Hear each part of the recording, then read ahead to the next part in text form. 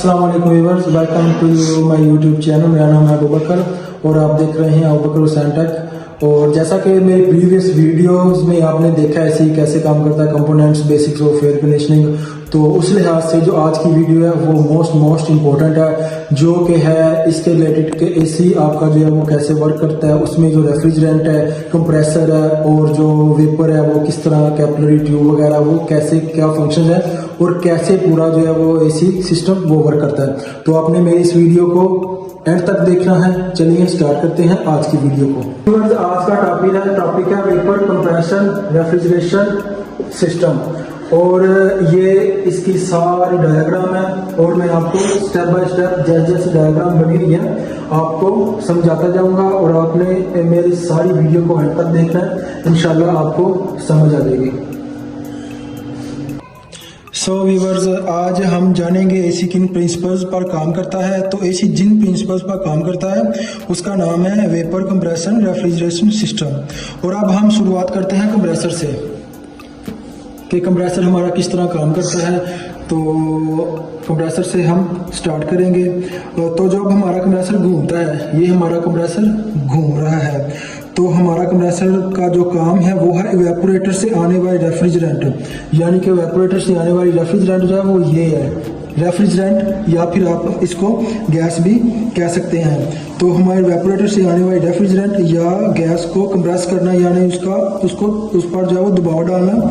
जब कंप्रेसर हमारे रेफ्रिजरेंट को कंप्रेस या दबाव डालता है उसके ऊपर, तो इससे उसका टेम्परेचर जो है वो बढ़ जाता है। ये देख लें 90 डिग्री सेल्सियस इसका टेम्परेचर बढ़ जाता है और साथ ही इसका जो प्रेशर होता है वो भी बढ़ जाता है, जो कि 8 बार है।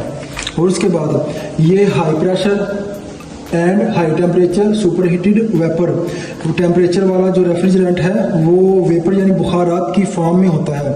जब ये वेपर की फॉर्म में या फॉर्म वाला रेफ्रिजरेंट हमारे कंडेंसर यूनिट में जाता है, ये हमारा कंडेंसर यूनिट है। जब ये हमारा बुखारात वाला जो रेफ्रिजरेंट है या वेपर की फॉर्म में ये हमारा रेफ्रिजरेंट कंडेंसर यूनिट में जाता है, तब यहाँ पर हमारा एक फैन लगा होता है।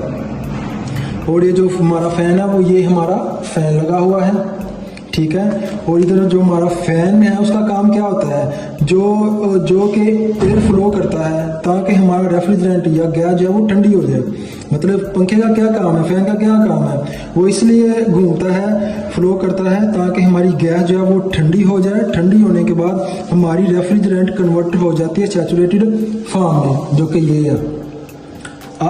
उम्मीद है कि आपको समझ आ गई होगी, यानी कि जब ये हमारी रेफ्रिजरेंट है वो हवा को जब ठंडी करते हैं तो ठंडा होने के बाद रेफ्रिजरेंट जो है वो कन्वर्ट हो जाता है सैचुरेटेड की लिक्विड फॉर्म में। यहाँ पर आप देखेंगे इसका जो प्रेशर है वो है कांस्टेंट रहता है। ये देख सकते हैं आप, इसका जो प्रेशर है वो कांस्टेंट है और जो इसका टेम्परेचर है वो डाउन होगा, यानी कि 45 डिग्री सेल्सियस तक आ जाता है, ठीक है। इसके बाद हमारी रेफ्रिजरेंट जाती है हमारे एक्सपेंशन डिवाइस में। इसको हम एक्सपेंशन डिवाइस भी कह सकते हैं और इसी को हम कैपिलरी ट्यूब भी कह सकते हैं। ये जो ब्लैक कलर का है और जिसके नीचे लिखा हुआ रिडक्शन इन प्रेशर, यानी कि इसके बाद जब हमारा रेफ्रिजरेंट या गैस एक्सपेंशन वाल्व डिवाइस या फिर इस जो कैपिलरी में जाएगी, इसको हम कैपिलरी ट्यूब भी कहते हैं, ठीक है। एक्सपेंशन डिवाइस भी कह सकते हैं और इसके अंदर जो प्रोसेस होती है वो कहलाती है थ्रोटिंग प्रोसेस, ठीक है। ये जिस प्रोसेस के तहत काम करता है उसको हम कहेंगे थ्रोटिंग प्रोसेस। हमारा रेफ्रिजरेंट जब इस कैपिलरी ट्यूब या एक्सपेंशन वाल्व, ये ब्लैक कलर का जो मैंने ऑलरेडी आपको बताया है, से होकर गुजरता है, यानी कि जब हमारी गैस कैपिलरी ट्यूब से होकर गुजरती है तब बहुत तेजी से उसका प्रेशर, ये इसका प्रेशर ड्रॉप हो गया और इसका जो टेम्परेचर है -20 डिग्री सेल्सियस, वो भी बहुत तेजी से इसका टेम्परेचर वो भी ड्रॉप हो गया है।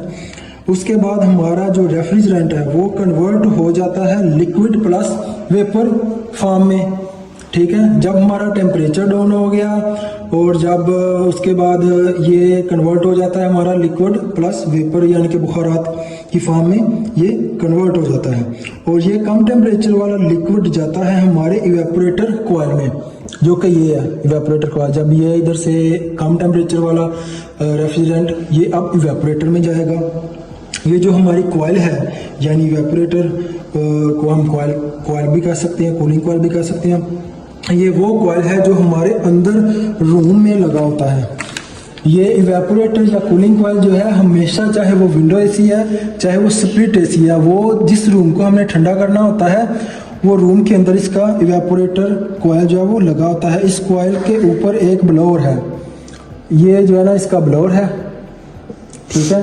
इवेपोरेटर के ऊपर एक ब्लोअर होगा, जो ब्लोअर का जो फ्लो है उसका काम होता है कि इसको फ्लो को, हवा को कंटिन्यू करता रहता है, और जब ये हवा इस ठंडे इवेपोरेटर के अंदर आती है तो ठंडी हो जाती है। जाहिर सी बात है जब हवा जो है, ठीक है, वो एक ठंडी जगह पे जाएगी, ठीक है, तो वो हवा भी ठंडी होकर निकलेगी।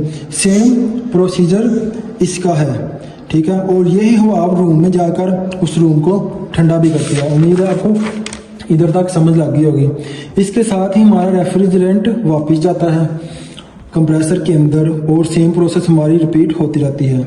और इसी तरीके से हमारा जो पूरे का पूरा जो एसी सिस्टम है, एयर कंडीशनिंग सिस्टम है, चाहे वो पैकेज एसी यूनिट है और कंसील्ड HVAC में जितने भी एसी आते हैं वो इसी सिस्टम के तहत, फार्मूले के तहत वर्क करते हैं। सो व्यूअर्स, आपने जो मेरी आज की वीडियो देखी है ये बहुत ही इंपॉर्टेंट वीडियो थी। तो इसमें ये बताया गया है, मैंने बाकायदा आपको प्रॉपर पूरी डायग्राम बनाई है ताकि आपको समझ लग जाए। ये पूरी वीडियो अगर आपको समझ आ जाएगी तो आपको पता चल जाएगा कि एसी कैसे वर्क करता है। तो ये जितने भी HVAC के जो एसी सिस्टम है, एयर कंडीशनिंग सिस्टम है, जो हाईली प्रोफाइल जो आप कह सकते हैं, बड़े यूनिट्स वगैरह होते हैं, पैकेज, सब के सब एयर कंडीशनिंग सिस्टम इसी फार्मूले के तहत, प्रिंसिपल्स के तहत काम करते हैं।